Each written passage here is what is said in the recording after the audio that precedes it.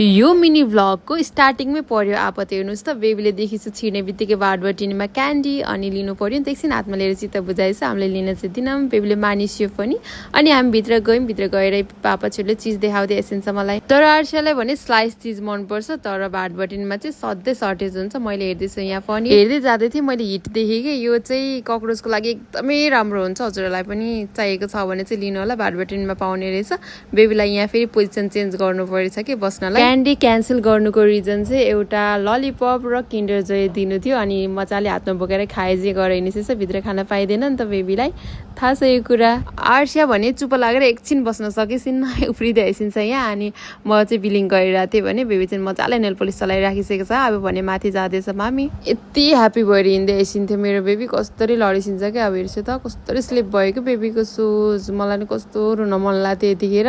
कस्तरी रहेछ क्या मेरो छोरी अनि फकाउनु पर्यो नि त फकाउनुको लागि हामीले चक्लेट दियौँ अनि मजाले एकछिन खाएर हामी त्यहीँ रेस्ट गऱ्यौँ एकछिन रेस्ट गरेपछि भित्र चाहिँ मलाई भित्र छिर्ने बित्तिकै यो काँटा कस्तो मन पर्यो कि दरो पनि होला जस्तो लाग्यो प्राइस पनि एकदमै महँगो रहेछ त्यही पनि मैले लिएँ अनि लिइसकेपछि सबै हाम्रो सपिङहरू सकिसकेपछि हामी चाहिँ अब घरतिर लाग्दैछौँ घर आउने बित्तिकै बेबी एकदम थाकिसकेको भएर नुनु गरिछु यहाँ आज चाहिँ हामीले फुल भ्लग पनि बनाएको छौँ हजुरहरूले हेरिदिनुहुन्छ भने पूर्ण आशा छ अनि हेरेर सब्सक्राइब पनि गरिदिनु होस् thank you so much by by